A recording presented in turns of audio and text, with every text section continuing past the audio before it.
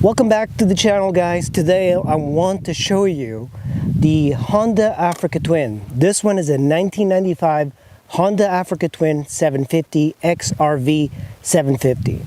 This is a bike I've always wanted. I love the way it looks. I love the colors. I like the 80s styling with the colors, even though it's a 90s bike. You can get these bikes fairly cheap in Europe. Of course, they did not bring this bike into the United States. This has been a European bike and for the longest time. And you know, it's been a problem because these have been climbing up in value recently, and for good reason. The Africa Twin, of course, started out at a 650. That is the one that competed in the Paris-Dakar. They had a Africa Twin that's very desirable, called the 650 Marathon, and that bike was produced in only limited numbers, and Honda sponsored several riders and they had privateers that used that. But the original Africa Twin was a race only bike that competed in the Paris-Dakar and won consecutive times. I believe it was like 3 or 4 times, and eventually Honda retired it, and then came the Marathon. The Marathon is a very limited Africa Twin, and the prices of those very difficult to get. I think a lot of guys are coming from the United States, buying the Marathons and shipping them to the United States because they have quite a bit of value. But these are the most common Africa Twins, and in this video I'm going to talk about why the most common Africa Twin is the best Africa Twin for general riding. This one is a 95, and they made quite a few of these, and you'll see this color scheme quite often here in Europe. And this bike doesn't make great power, 60 horsepower. It weighs like 460 pounds or so. It's very light on its feet. Of course, 21-inch front wheel, 17 rear. The seat, this is the stock seat. I do have a Corbin seat for it too that's less comfortable than this. The tank is 6 gallons. Air filter, very easy to access, the way bikes should be. And it's very simple. When you ride one of these things, you see right away that this bike had a lot of character. You know, Honda has been building some amazing bikes. They have great bikes throughout the entire range. You know, the Honda Monkey, the Honda Pan-European, the Africa Twin, they're all very distinct. And of course, the new Africa Twin is a parallel twin. This one's a V-twin, and it's got much more character than the new one. But of course, it does not compete as far as like power and way more creature comforts, the new one, than this one. A 750 back in the day used to be the large ADV bikes. This was adventure sports from Honda. They wanted to compete with the BMW GS, and eventually Yamaha built the Yamaha Tenere 750 to compete with this. There's been quite a few journalists head-to-head comparisons between these bikes, and the Africa Twin stood above all other bikes at the time. It's an incredibly good machine. It's a great value. Even though they are kind of going up in price lately, you can still get one of these fairly cheap, right all over Europe, all over Africa, and sell it for the same price that you bought it for. So let me give you a little bit of a tour of this entire bike, and then we'll take it for a spin and see how she handles. I think one of the most distinct things is the color scheme that this thing has. It just feels like it belongs in the Paris-Dakar. Even when standing still, it turns heads everywhere. It's got a full power exhaust. It sounds great. It's got this to protect yourself and your passenger from getting burned. This does get very hot. And I do find like I drape my panniers, soft panniers here, but it gets so hot that at one point it melted the panniers. A disc rotor caliper. The caliper is from Nissan. The arm is a pretty decent aluminum. Even the welds are well done. The way you adjust the chain, it uses this kind of twisting effect. You know, this is the first bike I've ever had that has this sort of adjustment. I prefer the other ones, honestly, but this works very well. You just kind of like loosen it and then twist both, and there's numbers here where you can adjust it so you can balance it out. Rear, you have a 17-inch tire, and there's plenty of choices for rear tires. This one is a Metzler Tourance tire, very popular in Europe. So this is still a very old school taillight. You can see I have quite a bit of dirt.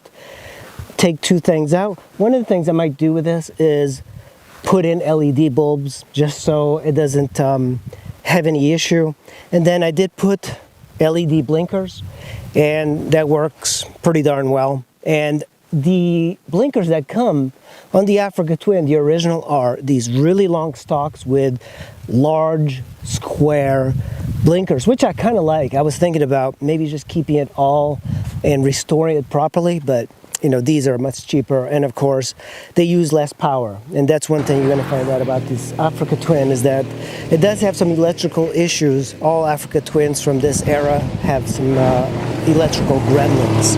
The seat is still the original, and it's nice and blue. I do love the blue color, and it's a gel type of seat. I was thinking about getting it just a little bit more comfortable. I have a Corbin seat that's horrible. This one's just so much better, and you would think that an aftermarket seat would be better, but this one does pretty well. It is very soft, and then after 200 miles or so you start to sink in, and it doesn't feel that great. We do have very nice grab rails here, so your passenger or your luggage can be tied in there. The thing I appreciate about bikes is having something really sturdy, because putting it on a center stand and just kind of moving it around, if you want to make a U-turn or something, it kind of helps the maneuver. The left side, of course, you have your chain, you have your sprocket. I wish it was a shaft drive. Actually, strangely enough, they did make a XRV 750F that had a shaft drive. It's very rare. It didn't do too well, and it wasn't very popular. It also had some issues with reliability. So, but they did have one. It was, and it looked almost exactly like the Africa Twin without the fairing on the front. But this one, of course, is chain drive. It's very efficient, and it puts the power to the ground extremely well. You have a big 750, and of course it's kind of dirty. That's where the key is to remove the seat and remove this. Two bolts, one here, the other one there. This kind of pops out, and behind here are various electronic things, including the rectifier. That's one thing about this bike. The rectifier goes bad. The electrics here do heat up. There's a problem with over voltage on these bikes. It's just something to consider. Some riders with these Africa Twin, they get heavier gauge wire, and that seems to sort out the problem. But for me, I also have a rectifier I usually carry. I'm not carrying it now, but that's one downside about this bike. It's just weak electronics. Honda kind of skipped out on that. It's a very minor thing, but it does go bad. This one I've had it worked on. The wires do get so hot that they boil. There's actually like a bulge here from the electronics getting hot. So you do have a passenger foot peg that's padded with rubber. Decent. On the right side, same thing. You remove the seat, two bolts. This gives you access to more electronics, including where the blinkers plug in and your fuses. Engine, of course, is a very nice. This thing does not have any issues at all. You have your foot pegs, your rear brake, very simple stuff. Everything's by Nissan, and V-twin, so it does use 4 spark plugs. 2 of them are easy to access, 2 are a little bit harder, but it's a great sounding V-twin, and you don't often have to service this bike, but the great thing about this bike in particular is that the engine still uses the old school of valve adjustment. Just using the lock and the nut, you can adjust the valves on this, so it makes it much easier for a home mechanic. Here on this side, you do have a preload adjustment for the gas shock of the rear. You have this massive bash plate. I mean, this thing is just so big. This is kind of like what a lot of manufacturers should have. And this bash plate it's so iconic with these holes. It's just, everything about this is extremely powerful. These bikes have been used so much off-road that this was something that every rider wanted, and Honda over-engineered this thing. And to change the oil, you don't necessarily even have to remove this, but it makes it easier. But it's only 4 bolts, and this thing will come right out. So very easy to service. Up front, of course, you have twin disc calipers.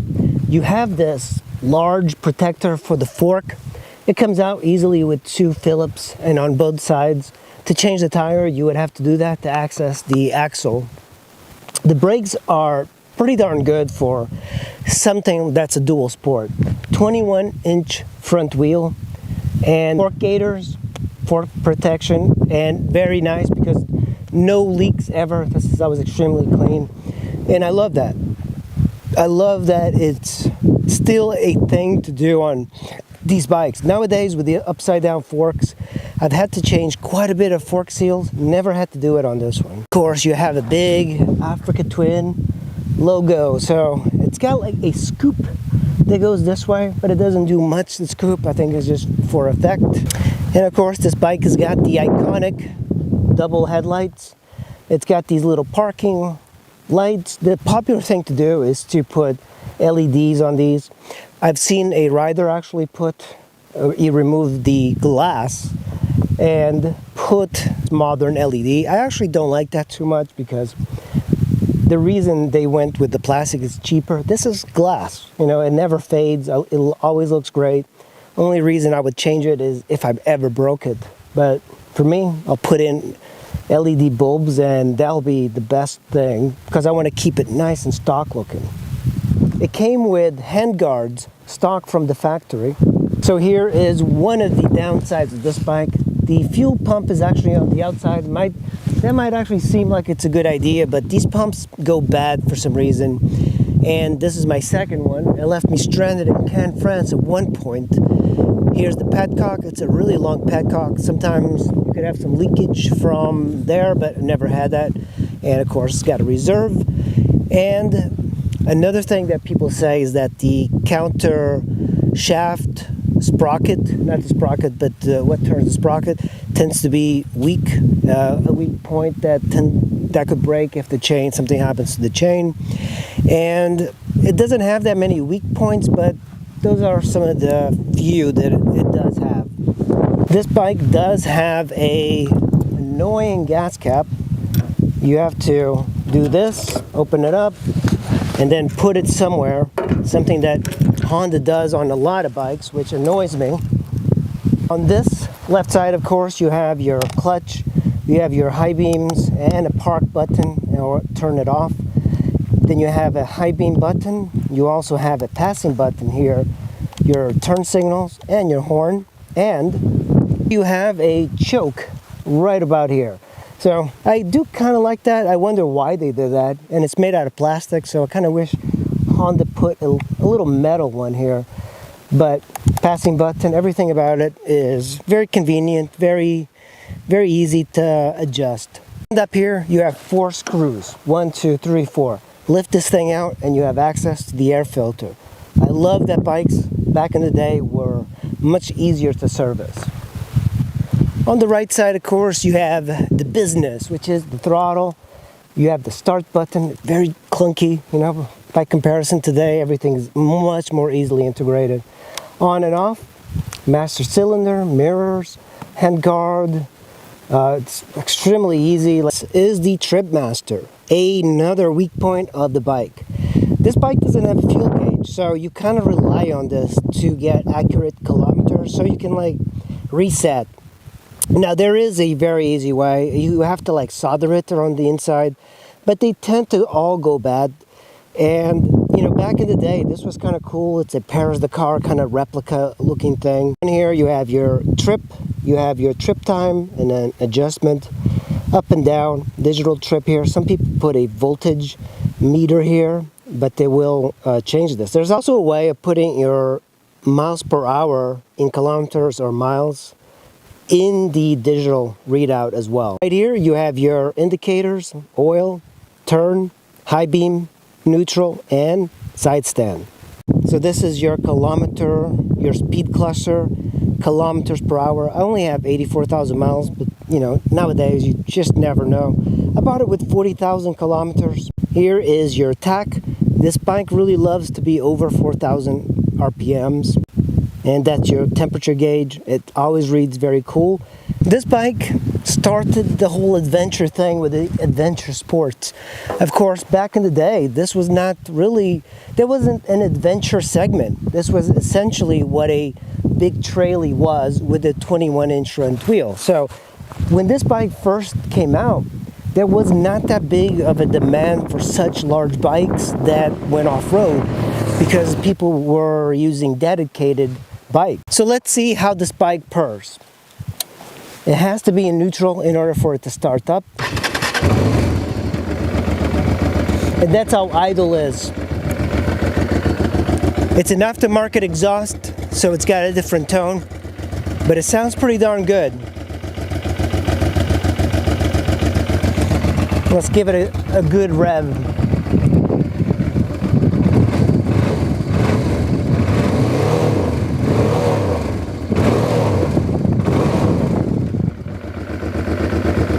Not bad.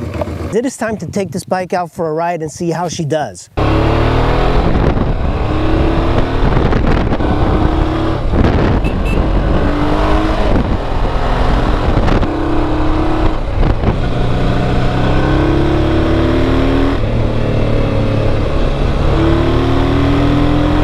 I think the transition from twisty to twisty is harder on this bike than a bike with 17-inch wheels.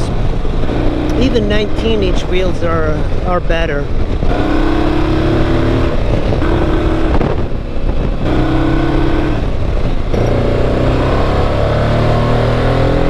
Listen to that bike.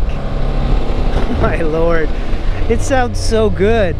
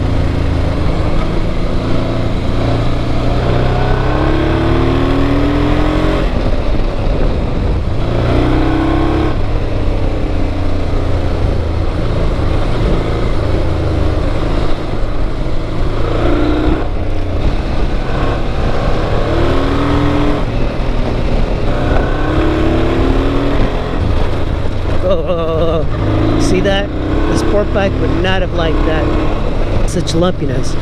Yeah, this lumpiness could send a sport bike off into a ravine here because you can lose control, but because of the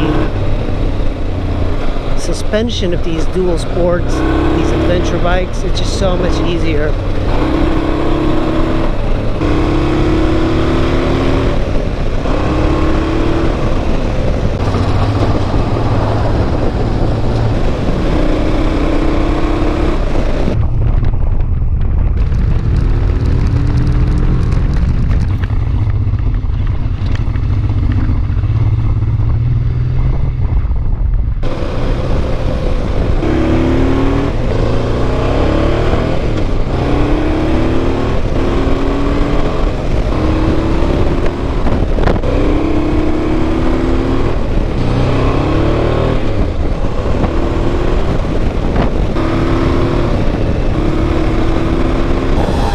This bike gets similar gas mileage to a small car, which is, it's kind of ridiculous. Yeah, this is quite a workout riding this bike in the sand. Here's the,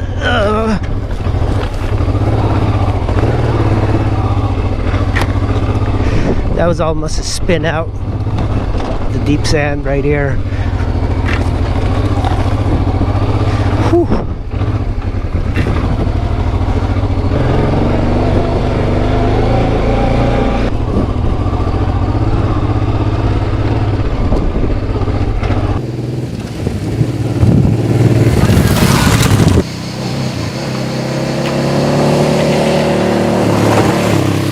This is a pretty darn old bike, but it does compare a lot to the 700cc adventure bikes.